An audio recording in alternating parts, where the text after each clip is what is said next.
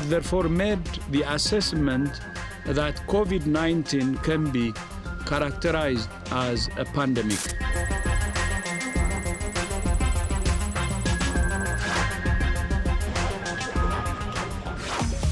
우리의 일상을 송두리째 바꿔놓은 코로나19. 특히 한창 자라는 아이들과 부모님들에게 큰 영향을 미쳤는데요. 코로나19의 장기화로 한계에 다다른 엄마와 아이들. 학생들은 학교에서 공부할 시간, 그리고 친구들과 어울릴 기회를 잃었습니다. 더는 가정이 흔들리지 않게 상황별 육아 솔루션이 필요한 시기. 현재 우리나라를 비롯해 세계 여러 나라가 안고 있는 육아와 교육 문제를 살펴보고 그 해법을 찾아봅니다. 한국, 미국, 영국을 관통하는 코로나19 시대의 육아, 지금 바로 알아봅니다. 코로나19 팬데믹 시대, 과연 우리 아이들은 잘 자라고 있는 걸까요? 그리고 휴식 시간 따로 없이 온종일 아이를 돌보는 엄마들의 마음은 괜찮은 걸까요? 그래서 오늘은 코로나19로 인해 달라진 육아 환경을 살펴보고 무엇이 문제인지, 또 이 어려움을 어떻게 극복해 나가야 하는지 알아보는 시간을 마련했습니다. 포스트 코로나 위기의 아이들. 첫 번째 주제는 무거워진 육아 부담, 엄마가 위험해입니다.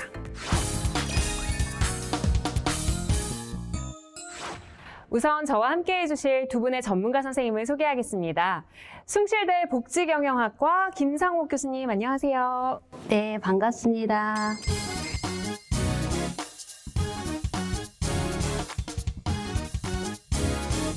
자, 그리고 이번엔 정신과 전문의이신 최명기 선생님을 소개하겠습니다. 선생님, 안녕하세요. 네, 안녕하세요.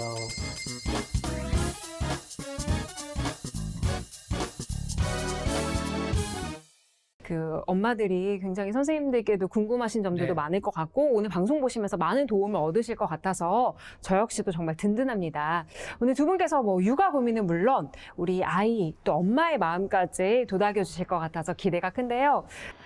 제가 이제 10개월 된 딸아이를 키우고 있는데 정말 육아하면서 물어볼 곳이 마땅히 없고, 근데 저도 엄마는 처음인지라 모르는 건 너무 많고 참 이 부분이 어렵더라고요. 제가 오늘 폭풍 질문을 해도 두 분 전문가시니까 잘 받아주실 거죠? 네, 그럼요. 저도 제 육아가 힘들었기 때문에 저도 경험도 있고 그리고 아는 것도 있기 때문에 최선을 다해서 답해드리겠습니다. 아니, 저 궁금한 게 선생님도 이제 정말 어려운 전문의가 되셨잖아요. 네. 정신과 전문의시잖아요. 공부가 어렵나요? 육아가 어렵나요?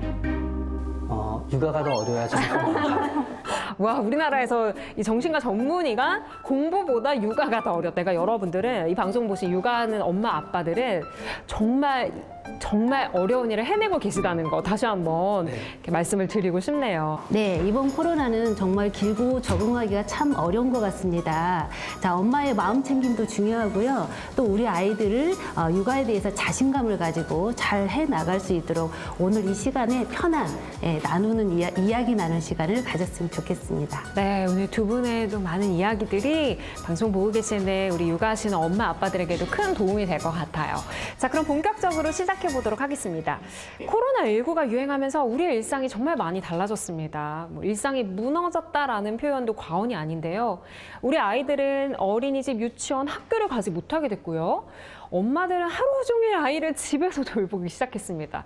와, 진짜 이런 생활을 한 지 벌써 2년이에요. 이제 해가 바뀌면 3년 차에 들어서게 되는데, 근데 우리 엄마들은 아이 유치원, 어린이집, 학교를 못 가게 되면서 이 생활을 거의 3년 가까이 하고 계시는 거잖아요. 심한 경우에는 우울증을 호소하는 엄마 아빠들도 있다고 하는데요. 실제로 한 설문조사 결과를 보면 영유아를 키우는 부모의 우울감 수치가 2018년에는 2.6이었는데 코로나19 이후에는 4.07까지 올라갔다고 합니다. 그래서 요즘 코로나 블루라는 말도 자주 들어보셨죠? 자, 이 코로나 팬데믹으로 인한 우울증 어떻게 봐야 될까요? 일단 코로나 블루는 우리가 이제 신조어인데요. 코로나, 우리가 이제 바이러스성 질환을 의미하는 코로나에다가 우울함이 있는 이제 블루가 합쳐졌습니다. 사실 비슷한 말은 이제 산후 우울에 있습니다. 우리나라에서 그냥 산후 우울증인데요. 그러나 또 우리가 그래서 크게 걱정하지 않아도 되는 부분은 심심하고 지루하고 답답해서 코로나 블루에 빠지는 분들은 굉장히 많습니다.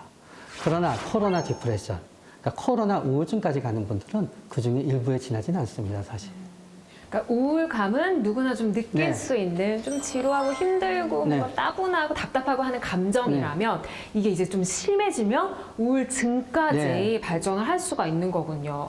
그러면 어떤 증상이 있을 때 이 우울감이 아니라 좀 신경을 써야 되는 우울증으로 볼 수가 있을까요? 네, 일단 우울증은 우리나라에서는 우울증이라고 번역을 해놓다가 보니까 막 울고 죽고 싶은 것만 우울증이라고 생각을 해요. 그런데 영어의 우울증은 디프레션이거든요. 네. 어떤 차이가 있느냐? 디프레션은 전신질환이에요. 디프레션이 있게 되면은 감정이 힘들어지게 되면서 감정 조절이 안 되고요. 또 뇌의 기능이 늦어지게 되면서 건망증도 생기고 문제 해결 능력도 떨어집니다. 그런 다음에 몸이 힘들어지게 되면서 몸도 피곤하고 잠도 못 자고 짜증이 나고 그렇게 됩니다.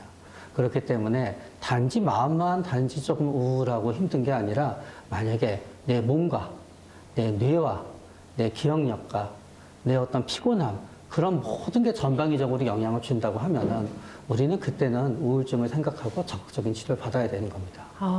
단순히 이제 감정뿐만 아니라 신체적인 어떤 네. 변화들까지 나타났을 때는 적극적으로 우리 선생님 네. 같은 네. 원장님 같은 분을 찾아뵈는 게 도움이 될 것 같습니다. 네, 코로나19로 인한 우울감은 뭐 저도 느끼고 여러분들도 다 조금씩은 느끼는 크게 걱정하지 않아도 되는 문제지만 이 우울증에 빠질 가능성은 있는 거니까 더 각별히 좀 조심을 해야 될 것 같습니다. 이번엔 코로나 시대의 일상을 보여줄 한 가정을 만나볼 텐데요. 개구쟁이 형제가 있는 집입니다. 지금 개구쟁이 형제라는 단어에서부터 어떨지 정말 기대가 되는데요. 요즘 어린이집과 유치원이 휴원 중이잖아요. 그래서 엄마가 24시간 아이들과 붙어서 지내느라 고충이 이만저만이 아니라고 합니다. 과연 어떤 일들이 일어나고 있을지 화면으로 함께 만나보시죠. 평일 오전에 찾아간 집.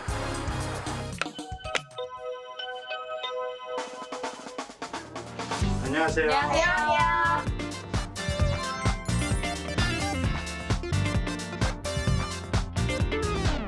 안녕하세요. 저는 귀여운 7살 이대현입니다. 감사합니다.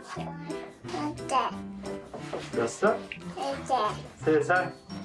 저는 친구들이랑 놀거나 아니면 퀴즈 풀거나 밥도 같이 먹고 운동도 같이 하고 같이 뛰어놀고 같이 공부도 하고 같이 선생님 말도 들어주고 같이 수업도 하고 이렇게 하는 게 제일 신나요.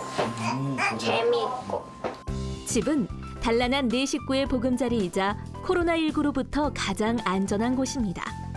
하지만 집에 있는 시간이 많다 보니 이제는 답답한 공간이 돼버렸습니다.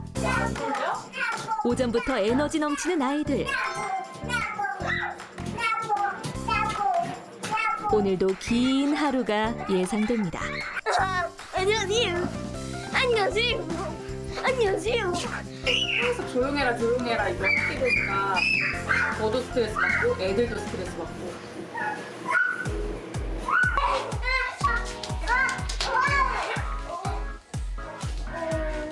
같이 잘 놀다가도 싸우고 그러길 반복하는 아이들.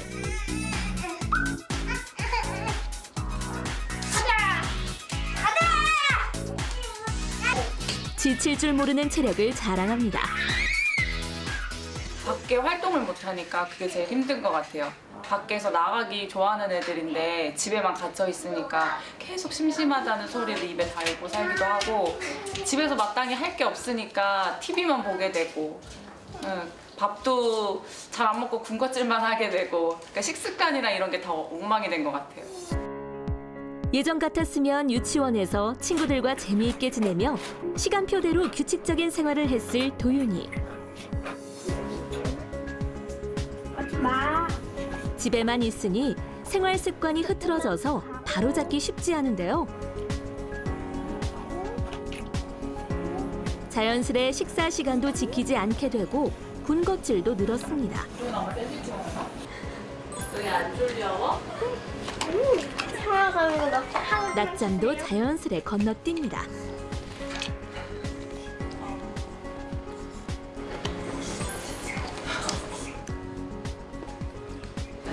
아들 한 명 낳으면 5년이 늙는데요.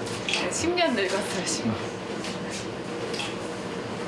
간단히 점심 먹고 집안일을 시작하는 엄마.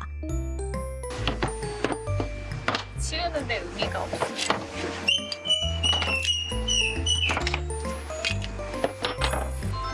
육아와 집안일로 꽉 찬 엄마의 하루.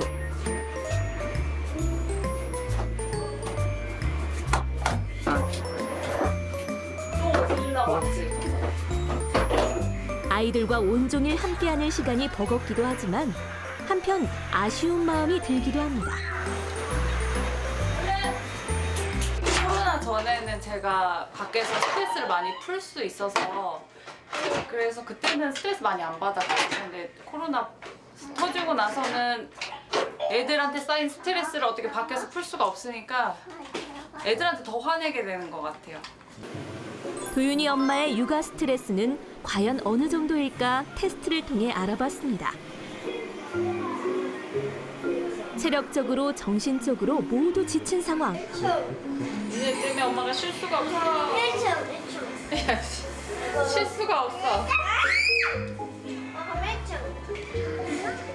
이렇게 코로나19는 한숨 돌릴 수 있었던 엄마의 여유를 그리고 규칙적이었던 아이들의 생활을 빼앗아갔습니다. 쉴 수가 없구만.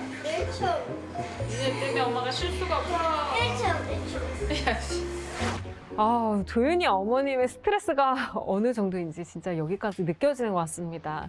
사실 저는 이제 딸아이 하나만 키우는데도 굉장히 힘들다고 느끼는데 아이가 2명이고 또 에너지가 넘치는 지금 한창 자랄 아들이잖아요.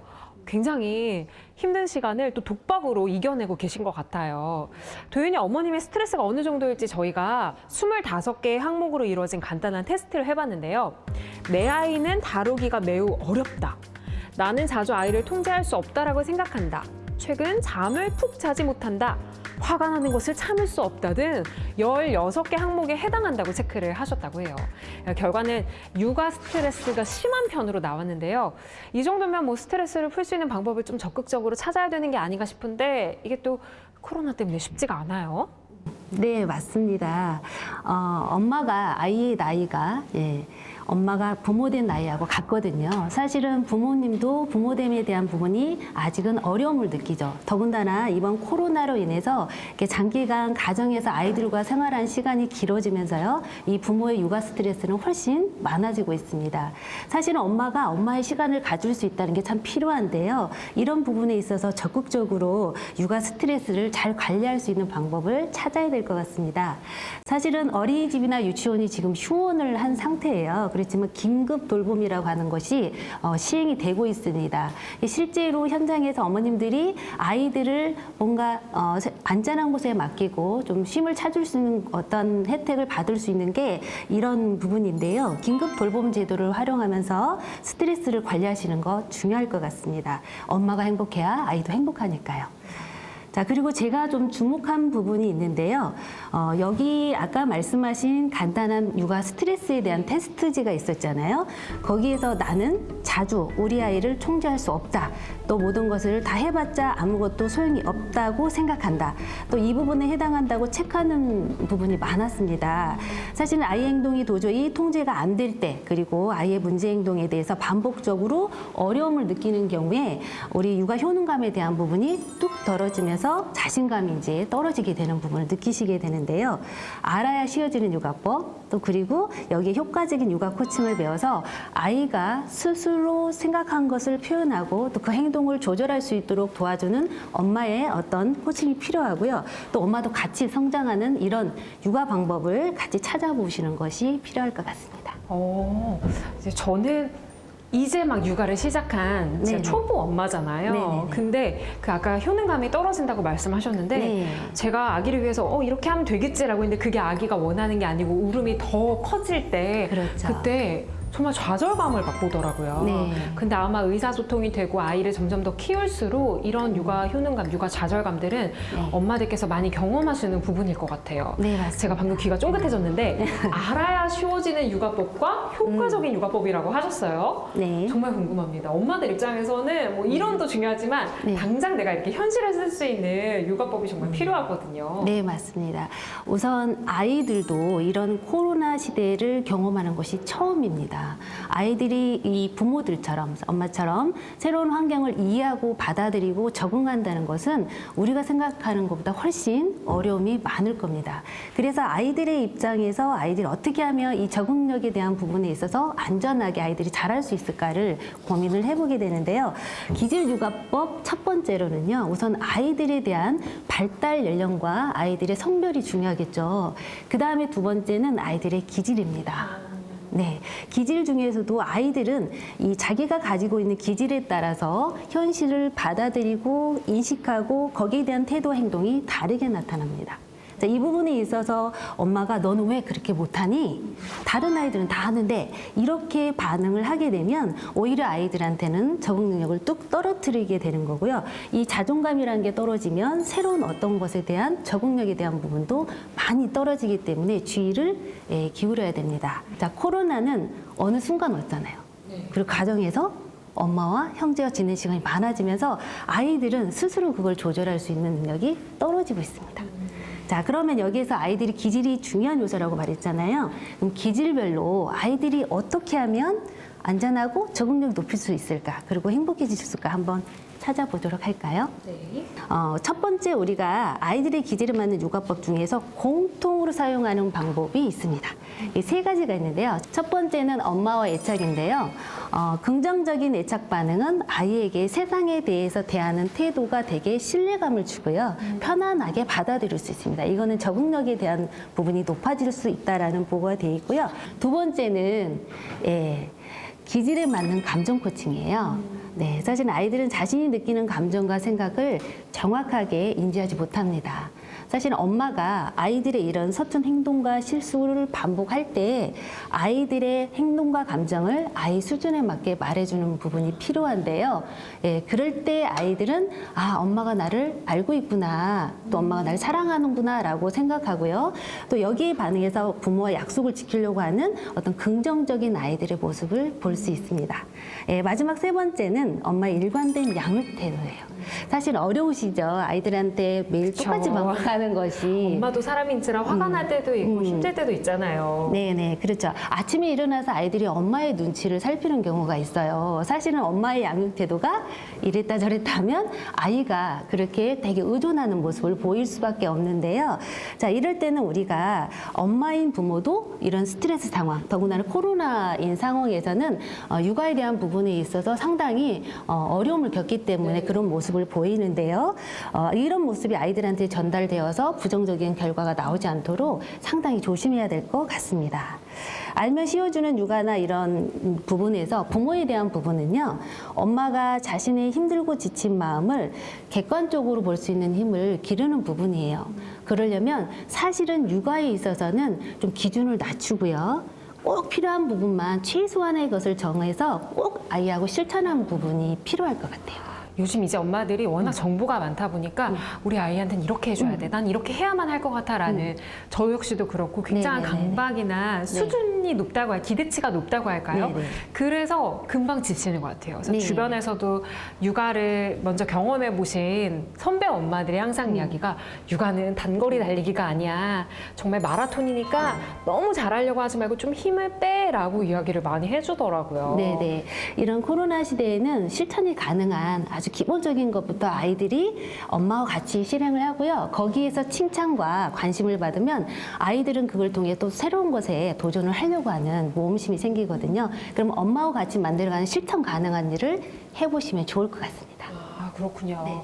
기질 육아법 굉장히 재밌네요. 저희 아이도 이제 제가 봤을 때는 약간 순한 아이에 속하거든요. 너무 다행이죠. 정말 감사합니다. 제가 복 받았다고 느끼는 부분이 그렇게 막 까다롭거나 예민한 편이 아니라서 순한 아이라고 생각이 드는데 이게 그대로 가겠죠, 선생님? 보통 바뀌기도 하나요? 아닙니다. 3살 버릇이 여든 간다고요. 보통 진짜 논문에도 그런 게 나와 있습니다. 3살 이전에 아이가 어떤 기질인지를 조사해서 네. 그 아이가 18세쯤 됐을 때 한번 맞춰봤어요. 그랬더니 3살 이전의 기질이 상당한 영향을 주더래요. 그래서 어려서 순한 애들은 나이 들어서 착해지고요. 그러나 또 어려서 우리 아이가 굉장히 산만하고 힘들다 그래서 실망하지 마세요. 네. 그 중에 10명 중에 7명은 또 20대 중반이 되면 또 달라지게 됩니다. 아, 다행이네요. 네, 그래서 순하시니까 더욱더 걱정하실 필요는 없습니다.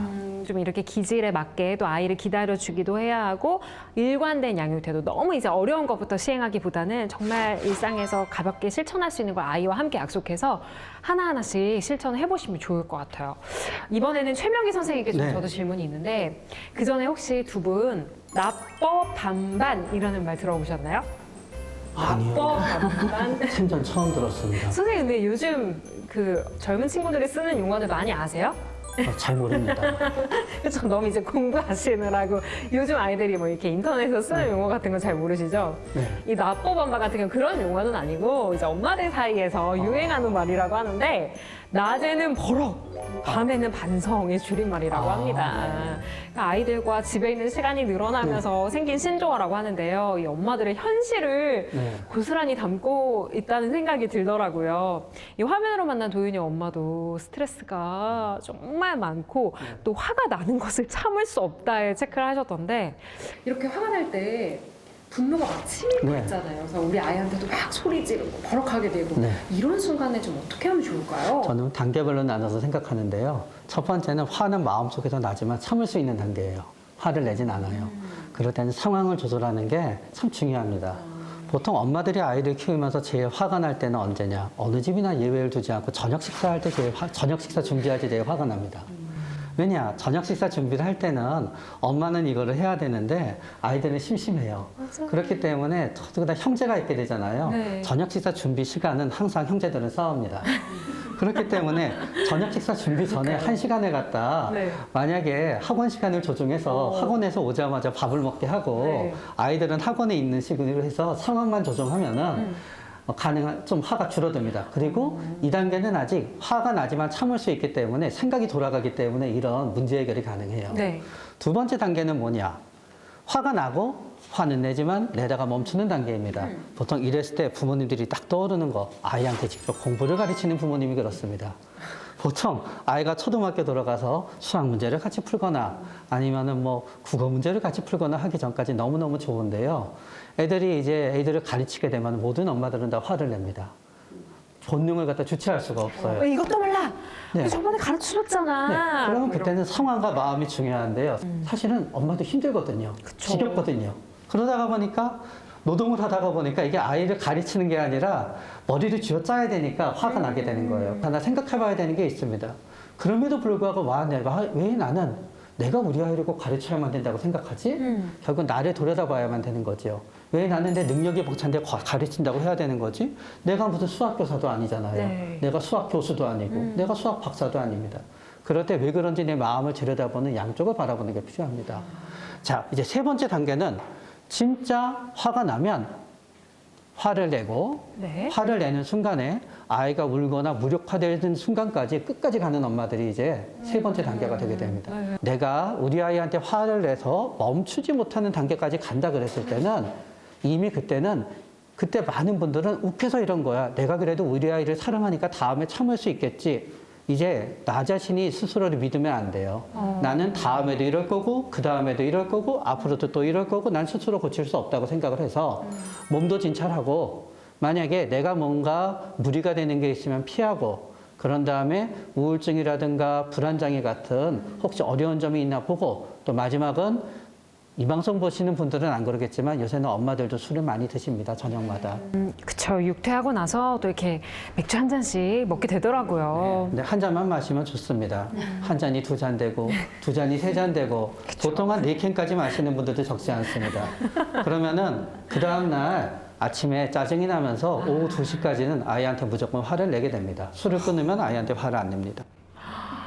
정말 현실적인 이야기들을 많이 해주셨는데 일단 내가 화가 나는 상황을 좀 피할 수 있으면 네. 피하고 바꿔보고 또 내 안을 철저하게 들여다보면서 정말 이 화나는 이유가 내 몸이 어디가 아파서일 네. 수도 있으니까 전문가에게 가서 진찰도 받아보고 상담도 해보고 또 술을 끊으면 그것도 방법이다라고 이야기를 해주셨어요. 근데 엄마들 사이에서도 심심치 않게 나오는 이야기가 나 오늘도 애한테 소리 질렀어. 나 진짜 분노 조절 장애 있는 거 아니야? 라는 얘기를 좀 하거든요. 진짜 그 분노 조절 장애가 있기 때문에 뭐 아이한테 이렇게 걷잡을 수 없이 화를 내는 건 아닐까요? 어떤 분이 만약에 나는 평소에는 화 안 내요. 그냥 한 3, 4년에 한 번 겨울만 되면 걷잡을 수 없이 화가 날 때가 있어요. 그때는 분노 조절 장애가 아닙니다. 우울증 때문에 화를 내는 겁니다. 최근에 나의 일상생활에 있어서 진짜 엄청난 예를 들어서 뭐 금전적으로라든가 아니면 가정의 불화라든가 모든 문제가 없고 그런 다음에 그분이 청소년 때부터 걸핏하면 화를 내는 분이 아니라 진짜 온순한 분이었는데 진짜 별것도 아닌 아무것도 아닌 일에 대해서 너무 격하고 이상한 반응으로 화를 낼 때만 분노 조절 장애라고 진단받을 수 있는데 정식 진단명은 간헐성 폭발성 장애입니다.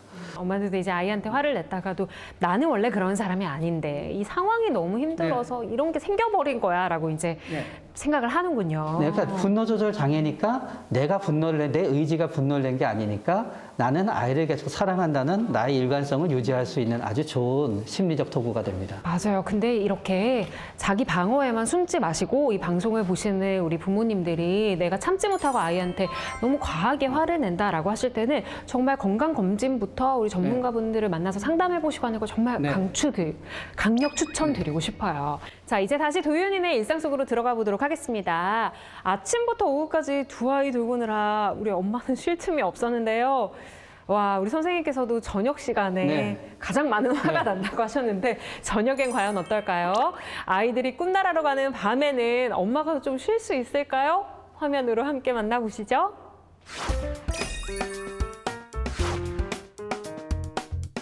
육아 후반전이 시작되는 저녁 시간.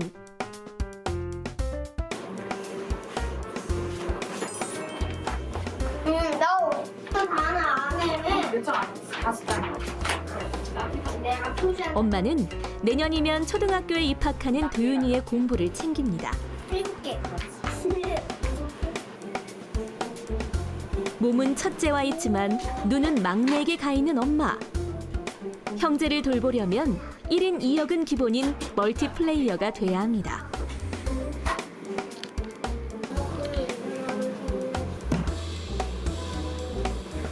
학습지 풀이가 끝나면 넘어야 할 산이 또 기다리고 있습니다. 바로 저녁 식사.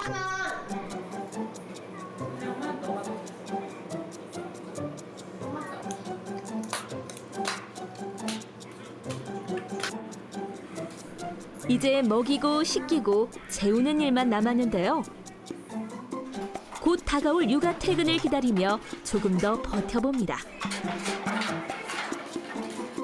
제일 힘들 때가 뭐 밥 먹일 때도 그렇지만 왜냐면 얘네가 집중을 안 하니까 밥만 먹었으면 좋겠는데 산만하고 이래가지고 그럴 때 아니면은 제가 뭘 해야 되는데 옆에서 계속 이제 엄마 찾고 뭐 해달라고 하고 둘이 싸우고 난리치고 애가 하나일 때는 그래도 많이 도와줬었는데 이제 둘이 되고 또 저희가 이제 가게를 오픈하면서 지금 가게 오픈한 지 얼마 안 됐는데 그래서 더 집에 신경을 못 쓰고 육아도 거의 제가 한다고 봐야 될 것 같아요.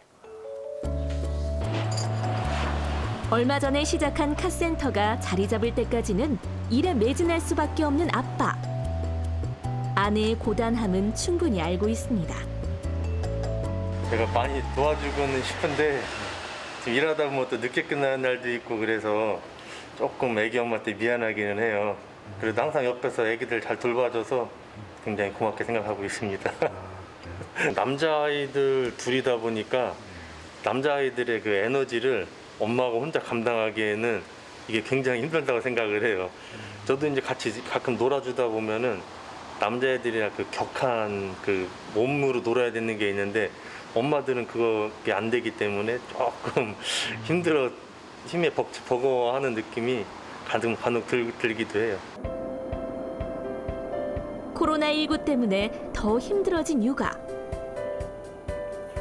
부부는 현재의 상황과 서로의 입장을 충분히 이해하기에 오늘도 각자의 자리에서 열심히 버텨봅니다. 아빠는 아직 야근 중인 늦은 밤. 아이들은 꿈나라로 여행을 떠났습니다. 지금 자요? 네, 잠들었어요.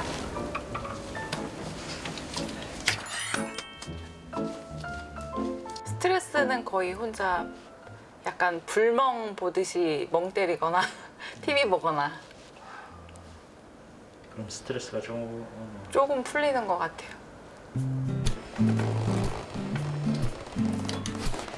몸은 힘들지만 마음은 평온한 밤. 엄마의 하루는 이렇게 마무리됩니다.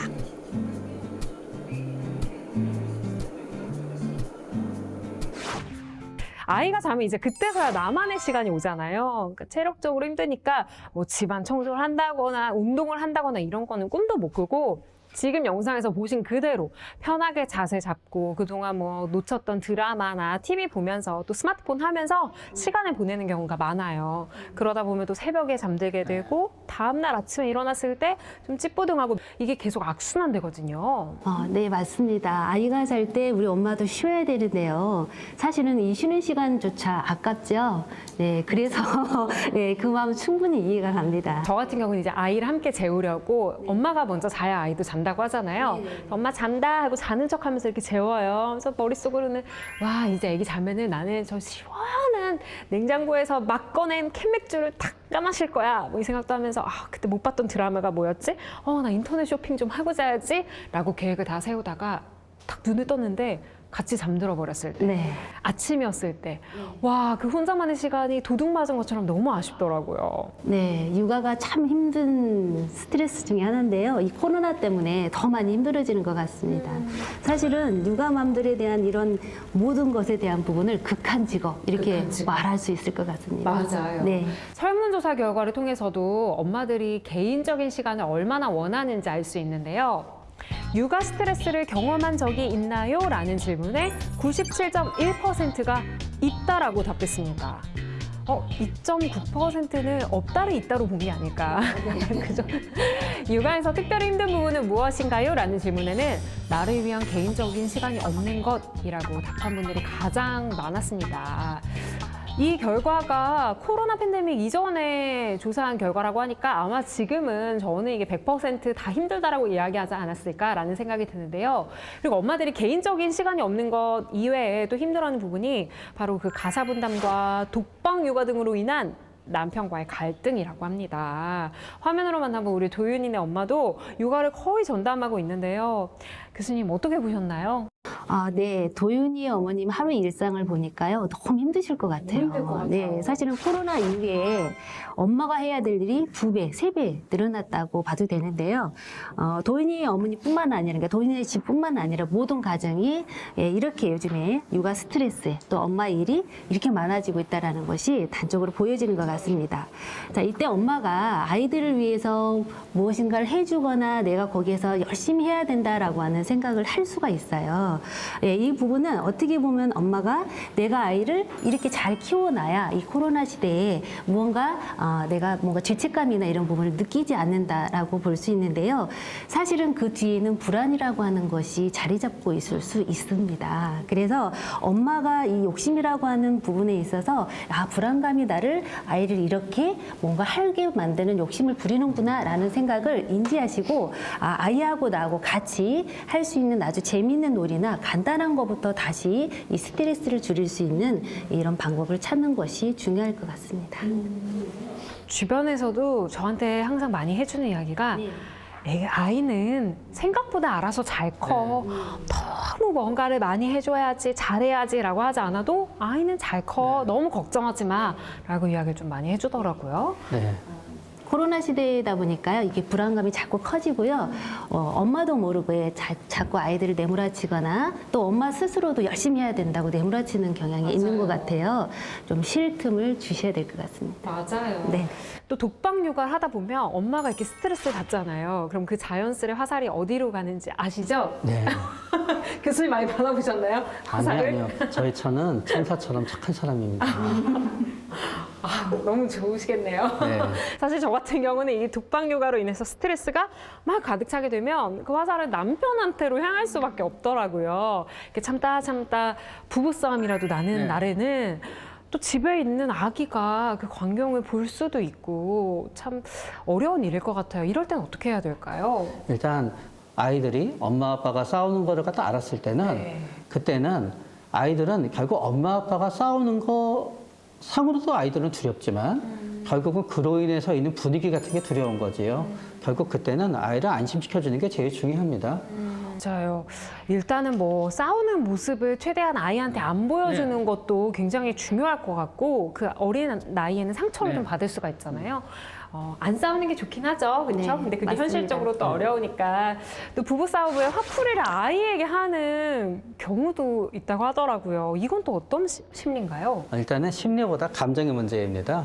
우리가 싸운다는 거는 극도로 나의 감정이 올라와 있는 거예요. 네. 그렇기 때문에 그때는 턱 건드리면 터지게 됩니다. 다른 일도. 화가 안 가라앉았으니까요. 그렇기 때문에 어떤 의미에서 화풀이는 싸웠을 때의 감정이 연장선상에 가는 거죠, 이제. 일단 내가 화풀이라는 거를 인지하는 순간부터는 아이를 사랑하기 때문에 대부분은 멈추고 병원에 오든 어떻게든 방법을 찾든지 해서 화풀이를 안 하게 되더라고요. 그러나 그거를 자꾸 사랑에 의한 관심으로 포장하려고 하는 한은 그 화풀이 멈추지 않습니다. 다 이게 우리 아이 잘 되기 위해서야 훈육의 일종이야라고 착각하실 수도 있는데 명백하게 좀 자기 자신을 냉정하게 평가를 하셔야 될 것 같습니다. 자, 코로나19로 인한 부부의 갈등 알고 보면 비단 우리나라만의 일이 아니라고 하는데요. 미국과 영국에서는 코로나 이혼을 뜻하는 코비 디보스라는 신조어가 생긴 지 꽤 됐다고 합니다. 코로나19를 뜻하는 코비드와 이혼을 뜻하는 디보스가 합쳐진 말인데요. 부부를 갈라놓는 갈등의 원인은 역시 이 가사와 육아 문제라고 합니다. 코로나 팬데믹 때문에 전 세계가 같은 문제를 고민하고 있는 상황인데요. 그렇다면 과연 다른 나라의 상황은 어느 정도일까요? 현지 취재를 통해 알아봤습니다. 영국으로 먼저 가볼까요? 재택근무가 확대된 영국. 몇몇 워킹맘은 집에서 일과 육아를 병행하며 생긴 돌발 상황으로 화제가 되기도 했습니다. Prime Minister David Cameron was talking about. Oh, I'm really sorry. That's my son arriving. Sorry, really embarrassed. Sorry. Hold on 1 second. Sorry. Yes, you can have 2 biscuits. Useful. We've got an example, and we're improving our systems as a. And do stop me if you need to crack on. Do. 지난해 3월에 시작된 전국적인 봉쇄 정책. 학교 역시 문을 닫고 아이들은 온라인 수업을 시작. 부모들의 육아 부담은 무거워졌습니다.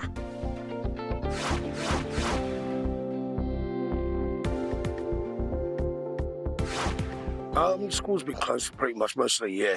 They reopened for a couple of months, close to summertime, and then they shut it down again. Again, it's been very difficult. He's been at home. My son, he's 6 now. He hasn't been able to go out anywhere, not being able to meet friends, frustration building up. In turn, his behavior's changed because of being stuck at home. He's become very aggressive. Things are starting to get back to normality now a bit. But even then, it's going to take us a bit of time before we can get back to normal again. So during the pandemic, the homeschooling added a lot of stress on parents. Depending on the amount of work that he had to do or the type of work, sometimes it was easy, sometimes it was very difficult. And there were some fights because it's very difficult for children to study as hard as they do at school because they have a different relationship with their parents and they don't look at us the same way as a teacher. So it was very difficult to keep the same sort of discipline and the same routine that they have at school. I think it was more stressful during homeschooling period, especially having 2 children in school and then a little one at home. It was sometimes a bit difficult to. I think I enjoyed it at the beginning. And then I just had enough after a while, and then I was happy for them to go back to school. They got to take them for extra, how am I going to say now, extracurricular activities. And then, Yeah, people from deprived area. Imagine a place where the park is so small or so far. Of course, the child is going to react, and it'll be behavioral, change most of the time, aggressive most of the time. But yeah, a lot of people get worried. I was looking forward to it being lifted, so children could go back to school. Because, in school, the way they develop in school is different from how they develop in the house. So it was very key for them to be back in school.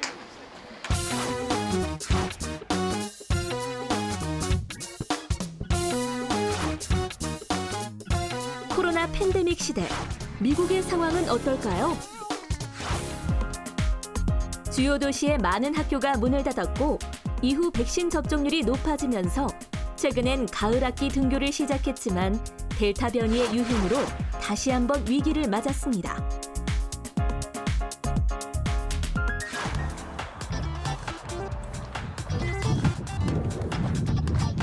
직장인들은 여전히 상당수 재택근무 중입니다. 언제 또 나빠질지 모르는 상황에 많은 회사들이 재택근무를 연장했기 때문입니다. 그쪽에 많은 회사들에서 실제로 집에서 일하는 걸 이제 권장하는 이메일을 받았고요. 저도 이제 회사에서 가급적이면 집에서 일해라라고 계속 이제 오니까 뭐 이메일도 써야죠. 그다음에 메시지로 계속 답변해줘야지. 그다음에 문제 있는 것들 있으면 계속 연락이 오니까 모든 일은 다 미팅을 잡아서 화상으로 하거든요. 근데 이제 그것도 한계가 좀 있는 것 같습니다.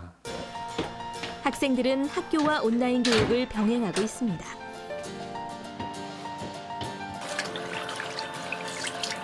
집에 들어오면 먼저 손을 이렇게 씻네요? 아, 네.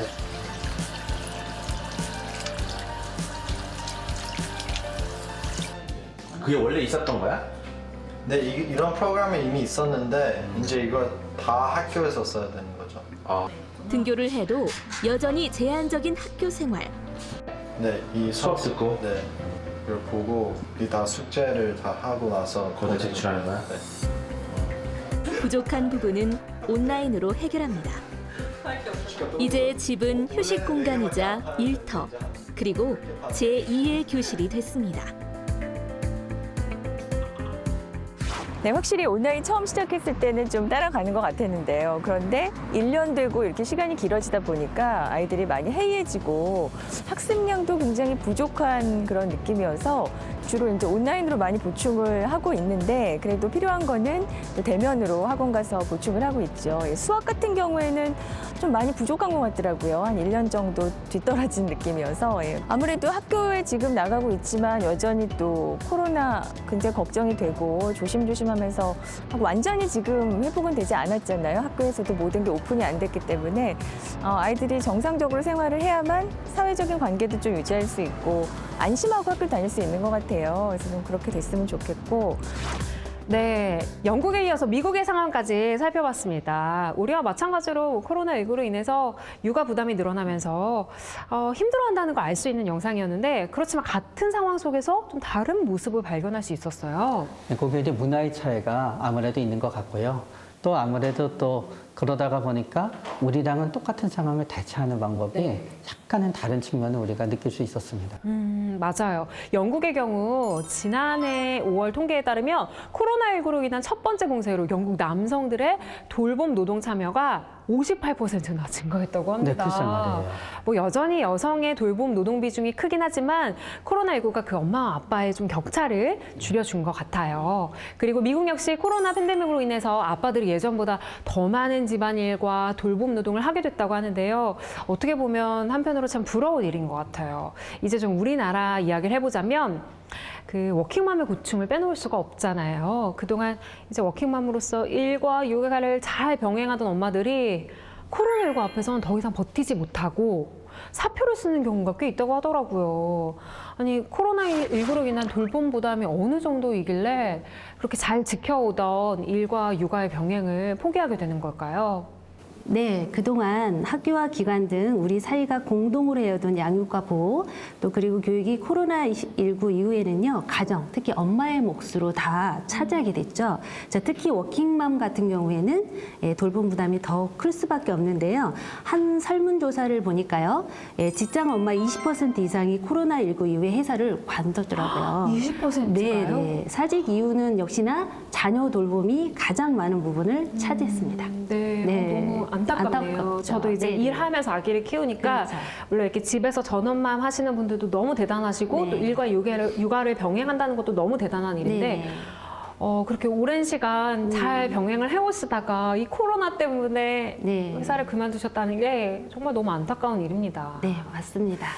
코로나19로 인한 양육 문제, 이제는 뭐 개개인이나 각 가정의 문제가 아니라 사회 문제로 인식해야 한다는 그런 목소리가 높은데요. 어떤 제도나 정책이 좀 마련돼야 우리 엄마 아빠들이 좀 숨통이 트일까요?